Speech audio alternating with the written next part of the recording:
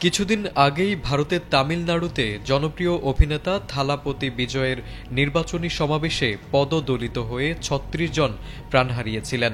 এবার ভারতের অন্ধ্রপ্রদেশে মন্দিরে ভিড়ের চাপে অন্তত ৯ জন তীর্থযাত্রী প্রাণ হারালেন। শনিবার রাজ্যের শ্রীকাকুলাম জেলার কাসিবুগ্গা এলাকায় এই মর্মান্তিক দুর্ঘটনা ঘটে। সামাজিক মাধ্যমে ছড়িয়ে পড়া ভিডিওতে দেখা যায় শত শত নারী পূজার ঝুড়ি হাতে সিঁড়িতে ধাক্কাধাক্কি করছেন। কেউ কেউ বাঁচার জন্য প্রাণপণ চেষ্টা করছেন। কিছুক্ষণ পরই বহু মানুষ মাটিতে লুটিয়ে পড়েন এবং চারিদিকে কান্নার শব্দ পাওয়া যায়। এরপর কয়েকজন আহত ভক্তকে উদ্ধার করে অ্যাম্বুলেন্সে তোলা হয়। এ ঘটনার পর পুলিশ ঘটনাস্থলে পৌঁছালে পরিস্থিতি নিয়ন্ত্রণে আসে। এদিকে ভারতের প্রধানমন্ত্রী নরেন্দ্র মোদী নিহতদের পরিবারের প্রতি সমবেদনা জানিয়েছেন। তিনি বলেন, যারা আপনজন হারিয়েছেন তাদের প্রতি আমার গভীর সহানুভূতি।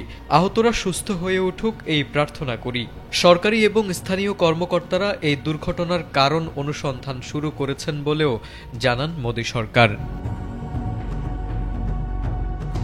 ভারতের ধর্মীয় অনুষ্ঠান ও উৎসবে পদদলনের ঘটনা নতুন নয়। চলতি বছরের সেপ্টেম্বর মাসেই তামিলনাড়ু রাজ্যে থালাপতি বিজয়ের নির্বাচনী সমাবেশে পদদলিত হয়ে অন্তত ৩৬ জনের মৃত্যু হয়েছিল। এর আগে জুনে ওড়িশার উপকূলীয় অঞ্চলে এক হিন্দু উৎসবে ৩ জন মারা যান এবং আরও অনেকেই আহত হন।